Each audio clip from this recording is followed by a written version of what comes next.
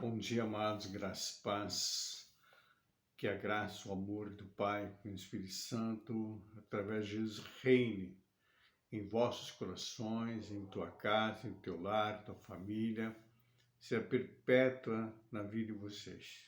Que cada um tenha me acompanhado semana. Hoje, o Santo Sábado do Senhor, e o maná está no livro de Atos Apóstolos, capítulo 4. Nós vamos ver só o versículo 36, mas eu quero, aliás, 31, mas eu quero relatar o que aconteceu aqui, a partir do capítulo 3. Capítulo 3, ali Paulo e Pedro subindo ao templo, entrando pela Porta Formosa, ali tinha uma pessoa, um paraplégico, né? Estava coxo dos pés, que todo dia a família colocava ali para que alguém tivesse compaixão e desse uma esmola para ele. Que a entrada formosa, a porta formosa, é a entrada das mulheres. E a mulher tem um coração mais mole, né? Então, para dar uma oferta para ele, uma esmola. E a partir daí, no versículo 4, capítulo 4, aí eles começam a ministrar a palavra de Deus, uma grande multidão, cerca de 5.000 pessoas, entrega a vida para Jesus, se convertem. Então, vendo os sacerdotes, os escribas, os fariseus, a grande maravilha que esses dois homens, que era considerado indouto, estavam fazendo, curou um coxo, um paralítico, e agora numa ministração, numa pregação, cerca de 5.000 pessoas se rendem aos pés de Jesus. Então, esses mesmos invejosos que crucificaram Jesus, temeram diante disso, leva Pedro e Paulo preso ao Sinédrio para julgamento. Instando a eles, ou seja, dizendo a eles que não pregassem, não falassem mais no nome de Jesus. Estavam sendo ameaçados, querido, para não comentar mais no nome de Jesus. Mas Pedro e Paulo não temeram diante disso. Ao contrário, foram mais ousados ainda. E quando eles saem, falam que eles não iriam deixar de pregar do nome de Jesus, falar do nome de Jesus. Eu não vou falar todo o contexto, que é muito longo, mas é importante tu ler a Bíblia e se aprimorar nisso. Então, aí, o que eles fizeram? Foram em oração, querido, a oração sincera, a oração de coração, a oração que vai diante do trono de Deus, ela move o lugar. Agora, o que eu quero dizer aqui, amados irmãos, por favor, quero que vocês entendam muito bem o que eu vou dizer. A partir de algum tempo para cá, a igreja, uma boa parte das igrejas, perderam o foco da oração. Perderam o foco do clamor no altar do Senhor. Começaram a introduzir artistas gospel nas igrejas para tentar atrair pessoas. Onde quem teria que brilhar no altar, o altar, já falei esses dias, o altar se tornou palco e não altar mais. Jesus, que teria que estar ali brilhando, passou a ser multidão. Já não está mais ali, porque o artista tomou o lugar de Jesus. E introduziram também coach gospel, para tentar com culto motivacional, trabalho motivacional, palestra motivacional, se dá numa empresa e não numa igreja. É isso que nós temos que entender, queridos. A igreja se tornou cheia, mas vazia. A igreja está cheia, mas vazia ao mesmo tempo. Porque onde não tem Espírito Santo, não há mover.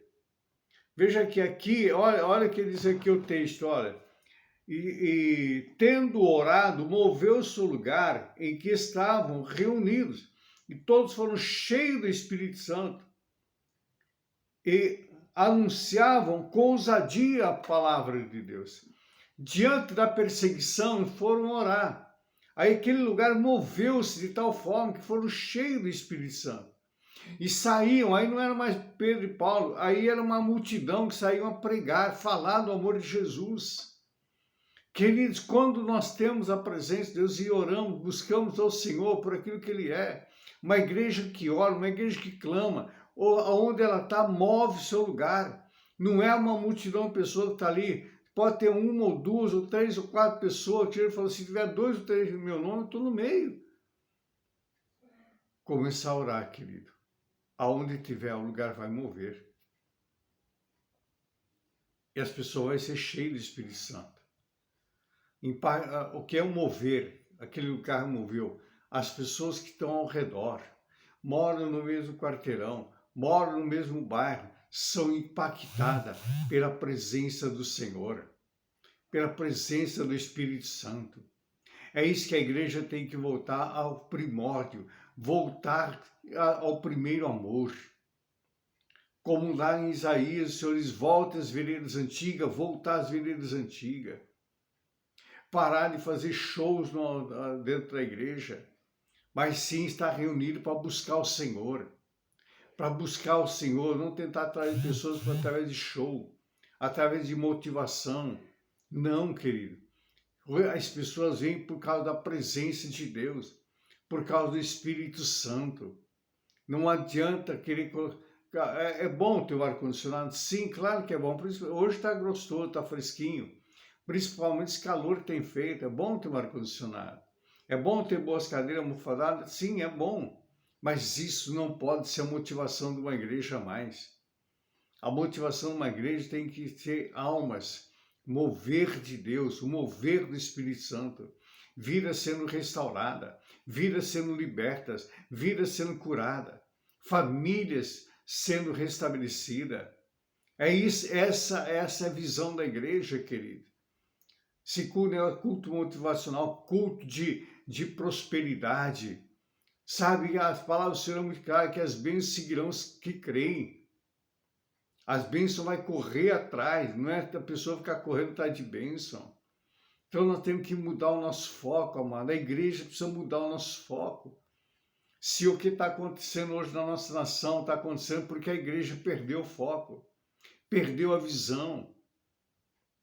Nós temos que voltar, querido, voltar à essência, àquela igreja genuína, aquela igreja que realmente tem o desejo de orar, de estar reunido em oração e clamor diante do Senhor.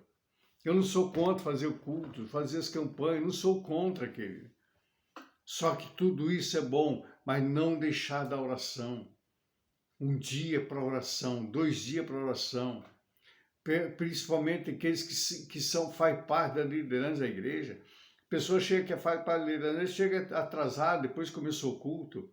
Quem faz parte de uma liderança tem que chegar no mínimo 20 minutos adiantado, até 30 minutos, para estar orando, estar clamando o Senhor pela igreja, pelas vidas, pelo mover de Deus. Sabe, amados, antes de eu ser um diácono, antes de eu receber qualquer cargo na igreja, eu nunca gostei de chegar ou na hora ou atrasado na igreja. Eu e minha esposa, a gente sempre chegava 30, 40 minutos antes. Quando nós pegamos a liderança, passamos para dentro fazer parte da liderança como diácono. Às vezes a gente chegava até quase 1 hora antes na igreja. Não tinha ninguém, a gente chegava lá e ia se colocar em oração. Sabe, é exatamente isso, amado.